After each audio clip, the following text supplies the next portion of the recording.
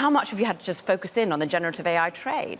There's obviously so much happening with AI writ large, and I think it hits so many verticals. So for us, we're very thesis-driven, and the future of social commerce, which I know we're talking about today, we've had a 3-year thesis that we've just been thoughtfully executing, and so that's how we like to do our work. Okay, so when you're thinking about a thesis such as social commerce, that is how AI can interweave with my social experience, and suddenly my shopping experience becomes that much more targeted? That's exactly right. So in our point of view, you'll have the huge OpenAI, the LLMs, the Perplexities of the world, but there will be an AI application layer above that. So for example, we backed a company called Duckbill, and what Duckbill does is gets to know you exactly, knows how many children you have, what products you're interested in, and then serves them up for you. So it takes discovery from going to Google and hunting for that birthday product. My daughter turns 10 this month, for example. Duckbill this morning alerted me, here are products you should think about buying, and should we buy them? And the answer is yes, thank you.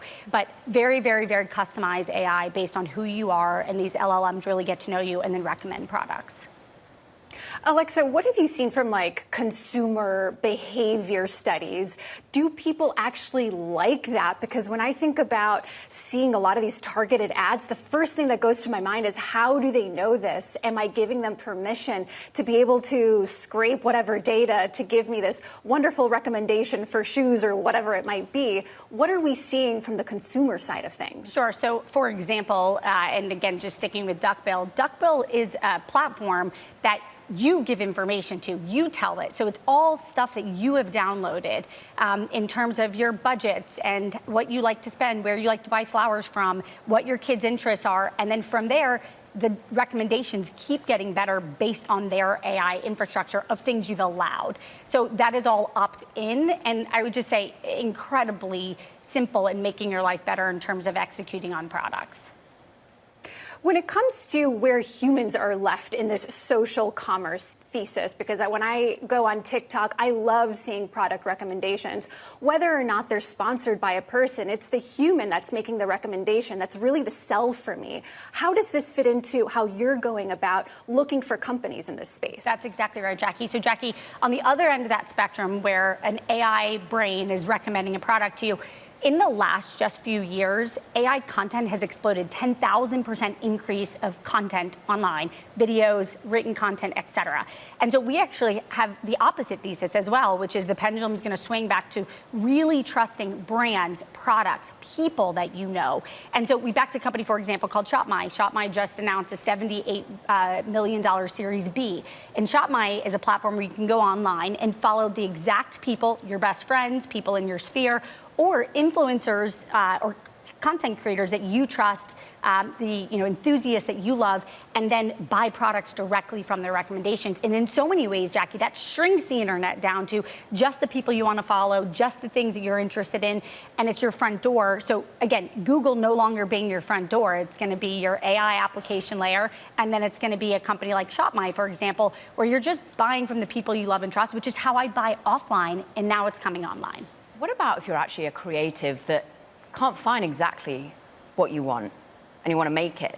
And you're sort of backing companies that almost get rid of the brand entirely, right? We're all going to be our own creators in some way. That's right. And actually, so again, on the sort of far out there ideas of our thesis, is the idea that we no longer, because of generative AI, let's pretend you and I are buying a white coffee table, marble. You would take a photo, you would upload it online or start hunting on Google, seeing pictures, maybe you end up at Etsy, and then you perfect it and you buy it, and it's so much work. Mm-hmm. There's a company called Arcade AI, where you literally, if you can imagine it, you can make it. And what Arcade allows you to do is write into Gen AI, marble coffee table, 3 legs, and all of a sudden it starts to show it, and then you can tweak the picture the way you want it.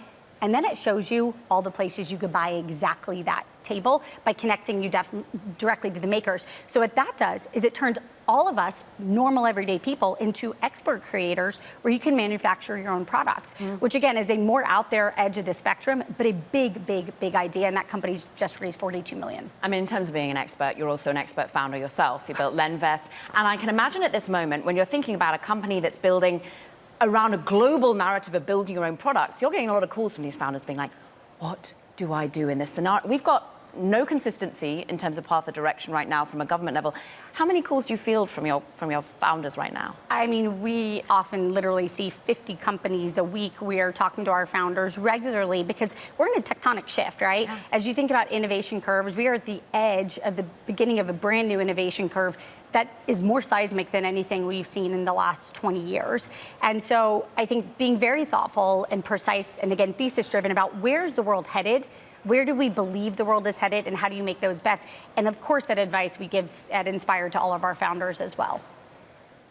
Alexa, when I think about shopping, I mean, it's interesting that a lot of your companies are really this software layer. You can't really see it, but it's there. But at the end of the day, these are products that have to arrive at someone's doorstep to kind of really finish off that customer experience. We're seeing a lot of volatility when it comes to those with exposure to manufacturing, kind of tariff concerns. Are any of your companies grappling with any of those fears right now? Absolutely. I mean, as you think about tariffs and what that will look like and products that are being manufactured outside of the country, every single one of those founders is asking.